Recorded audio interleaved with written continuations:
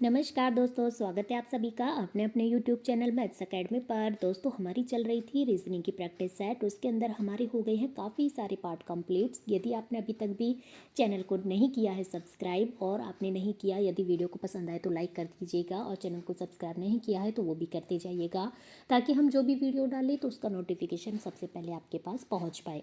आप जिस भी कॉम्पिटिशन एग्जाम की तैयारी कर रहे हैं जिसमें आते हैं रीजनिंग और मैथ्स से संबंधित प्रश्न, तो ये वीडियोस आपके लिए बहुत इंपॉर्टेंट है। चलेगा, आज की सीरीज़ में हमने जो शामिल किए हैं, शुरुआत में हमने किए हैं कुछ महत्वपूर्ण जो एग्ज़ाम में एसएससी में पूछे गए प्रश्न हैं, तो हम उसके बारे में आपसे डिस्कस करते हैं। रीजनिंग से संबंधित प्रश्न है, वही प्रश्न जो हम आपको नॉर्मली सॉल्व कराते हैं उसी प्रकार के प्रश्नों के बारे में हम सॉल्व करते हैं। देखिएगा, आज का हमारा क्वेश्चन नंबर फर्स्ट क्या कहता है। पास आ घन से उसी तरह से संबंधित है जैसे कि गेंद खालिस्तान इससे संबंधित है। एसएससी में पूछा गया है। देखिएगा, ऑप्शन की तरफ बढ़ूँ तो गोला, रेखा, शंकु, घन।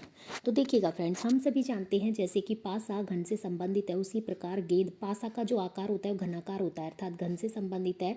तो गेंद का आकार कैसा होता है, गोलाकार होता है, अर्थात ये किससे संबंधित हो जाएगी फ्रेंड्स, गोले से संबंधित हो जाती है। चलेगा, अगले प्रश्नों की ओर मैं बढ़ूँ, मतलब ऑप्शन नंबर ए इसका सही जवाब हो जाता है। अगला प्रश्न देखिएगा, उस संख्या का चयन करें जो तीसरी संख्या से ठीक उसी प्रकार से संबंधित है जिस प्रकार दूसरी संख्या पहली संख्या से संबंधित है। तो देखिएगा, हमें क्या क्या दिया है फ्रेंड्स, हमें दिया है 12, हमें दिया है 36 और हमें दिया है 18।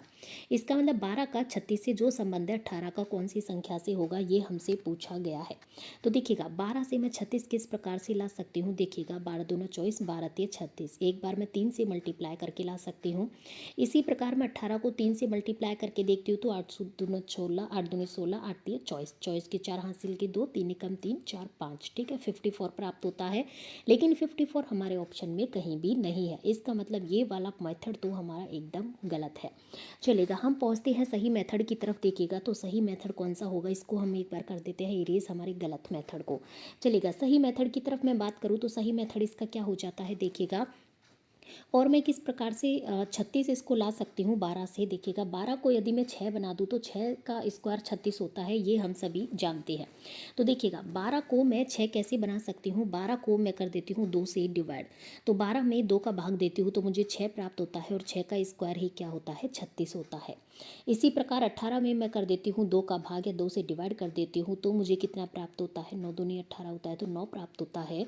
और 9 का स्क्वायर कितना होता है फ्रेंड्स, 81 या 81 होता है। क्या हमें दिया है, क्या बिल्कुल जी दिया है हमें डी ऑप्शन में। इसका मतलब हमारा मात्र एंड मात्र डी ऑप्शन इसका सही जवाब हो जाता है, 81 इसका सही आंसर हो जाएगा। ठीक है, अगले प्रश्न की ओर हम बढ़ते हैं। अगला प्रश्न देखिएगा हमारा क्या कहता है।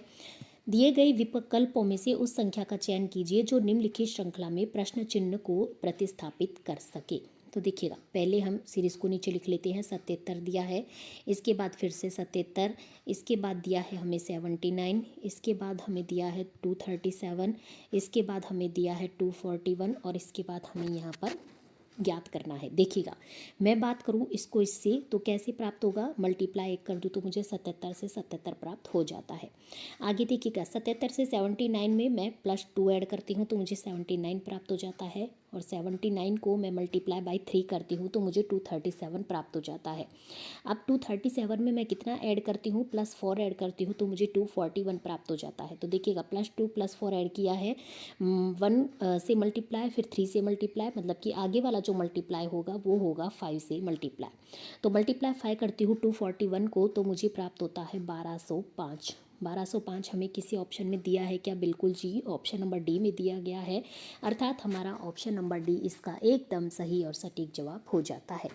अगला प्रश्न देखिएगा हमारा क्या कहता है। अगला प्रश्न, उस विकल्प का चयन कीजिए जो अक्षर समूह की निम्न श्रृंखला में प्रश्नवाचक चिन्ह के स्थान पर आएगा।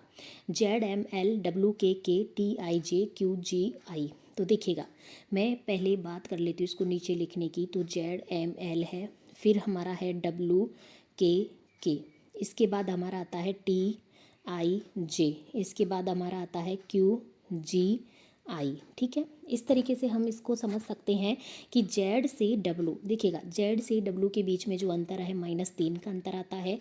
एम से मैं क्या करती हूँ -2 करती हूँ तो मुझे के प्राप्त होता है, और के से -1 करती हूँ तो मुझे वापस से एल से के प्राप्त होता है।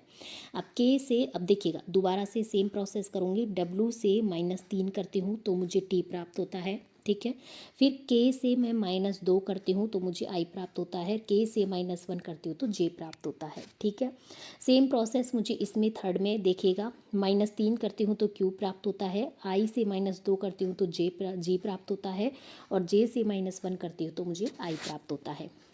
इसका मतलब मुझे सेम मेथड फॉलो करना है। तो देखिएगा Q से मैं नीचे की तरफ कर देती हूँ, Q से -3 करना है, G से -2 करना है, और I से -1 करना है।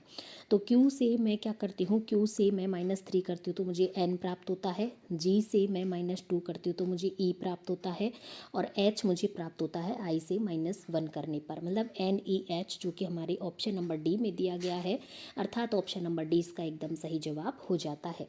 अगला प्रश्न देखिएगा हमारा क्या कहता है। एक निश्चित कूट भाषा में WAL के अर्थात वॉक को 77 लिखा जाता है और ड्राइव को 102 लिखा जाता है, तो उस भाषा में स्विम को क्या लिखा जाएगा, मतलब किस प्रकार से हम इसे लिख सकते हैं। तो देखिएगा सबसे पहले हम WALK लिख लेते हैं। ये थोड़ा सा काफ़ी दिमाग वाला प्रश्न इस एग्ज़ाम में दिया है, ये भी SSC में हाल ही में पूछा गया है। देखिएगा इसकी मैं बात करूँ तो WALK से 77 किस प्रकार से इसने लिखा है। तो देखिएगा पहले हम देखते हैं कि जो हमारा अल्फ़ाबेट होता है उसमें W का अपोजिट कौन सा वर्ड आता है, तो आता है हमारा D। ठीक है, A का अपोजिट हमारा कौन सा आता है हमारा Z। L के अपोजिट हमारा कौन सा आता है, L के अपोजिट हमारा कौन सा वर्ड आता है फ्रेंड्स, L के अपोजिट हमारा आता है O। ठीक है, K के अपोजिट हमारा कौन सा वर्ड आता है, तो हमारा आता है P। ये आपको याद रखनी है। ठीक है, आप अल्फ़ाबेट लिख के भी आप इसको डायरेक्टली आपको याद ना हो तो आप इनडायरेक्टली आप इसे सॉल्व कर सकते हैं। रफ वर्क में इसको लिख लेते हैं। फिर हम इसको उल्टे क्रम से, जैसे कि 1 2 3 4 नंबर पे ये है, और उल्टे सीधे क्रम से 1 2 3 4 नंबर पे ये, तो आपस में एक दूसरे के अपोजिट हो जाते हैं। अब हम देखते हैं कि जो डी की नंबरिंग है, डी की नंबरिंग देखिएगा अल्फ़ाबेट में क्या है, डी आता है हमारे 4 नंबर पर, जेड हमारे कितने नंबर पर आता है, जेड हमारे आता है 26 नंबर पर। ठीक है, ओ कितने पर आता है, हमारा 15 पर आता है, और पी आता है हमारा 16 पर। अब इन सभी को मैं ऐड करती हूँ तो मुझे कितना प्राप्त होता है फ्रेंड्स, मुझे प्राप्त होता है 61, लेकिन लाना कितना है, मुझे 77 लाना है। अब देखिएगा ये कितने वर्ड है, 1 2 3 4, 4 अक्षर है, इसका मतलब कि मैं इसमें 4 का स्क्वायर जोड़ देती हूँ, मतलब कि 16 जुड़ जाएगा तो मुझे 77 अर्थात 77 प्राप्त हो जाता है। सेम प्रोसेस देखिएगा मैं ड्राइव में करती हूँ, DRIVE, सेम प्रोसेस हम इसमें करते हैं। इसका हम पहले लिख लेते हैं अपोजिट। तो देखिएगा डी का अपोजिट कितना होता है, डी का अपोजिट होता है W। आर का अपोजिट कितना होता है फ्रेंड्स, आर का अपोजिट होता है फ्रेंड्स आई। ठीक है, और मैं बताऊं किसका, आई का अपोजिट कितना होता है, आर होता है। वी का अपोजिट कितना होता है, ई होता है। और ई का ये अपोजिट कितना होता है, इसका अपोजिट होता है वी। अब इन्हीं को हम अल्फ़ाबेट के क्रम के अनुसार व्यवस्थित कर लेते हैं। तो देखिएगा डब्लू की मैं बात कर लेती तो वो आता है 23 नंबर पर, कितने पे आता है फ्रेंड्स, 23 नंबर पर। आई आता है हमारे 9 नंबर पर। ठीक है, और मैं बात करूँ 18 नंबर पर आता है हमारे आर। ई आता है हमारे कितने नंबर पर, ई हमारे आता है लगभग कौन से नंबर पर, जैसे ABCDE, ये आता है हमारे 5वें नंबर पर। और हमारा कौन सा बच गया है, वी बच गया है, तो वी आता है हमारे 22 नंबर पर। सभी को मैं कर लेती हूँ टोटल, तो मुझे कितना प्राप्त होता है 77, लेकिन लाना कितना है मुझे 102 अर्थात 102 लाना है। तो 102 किस प्रकार से प्राप्त होगा, ये देखिएगा 1 2 3 4 5, 5 अक्षर हैं तो मैं इसमें 5 का स्क्वायर जोड़ देती हूँ। ऊपर 4 थे तो 4 का स्क्वायर जोड़ा था, यहाँ पर है 5 तो 5 का स्क्वायर मैं इसमें जोड़ देती हूँ तो मुझे 102 प्राप्त हो जाता है। अब हमसे जो पूछा गया है उसके बारे में भी हम एक दफ़ा बात कर लेते हैं। SWIM, स्विम की हम बात करते हैं। तो देखिएगा इनका जो अपोजिट है, एस का अपोजिट क्या होता है फ्रेंड्स, एस का अपोजिट होता है हमारा, क्या होता है, एस का अपोजिट H। डब्लू का अपोजिट क्या होता है, D होता है। आई का अपोजिट क्या होता है, R, और M का अपोजिट होता है N। अब इनको हम नंबरिंग दे देते हैं। ठीक है, चलिए अलग कलर से दे देते हैं। देखिएगा H कितने नंबर पर आता है, हमारे 8 नंबर पर आता है। D कितने नंबर पर आता है, 4 पर आता है। आर कितने पर आता है हमारा 18 पर आता है, और मैं बात करूँ एन की तो 14 या फिर 14 नंबर पर आता है।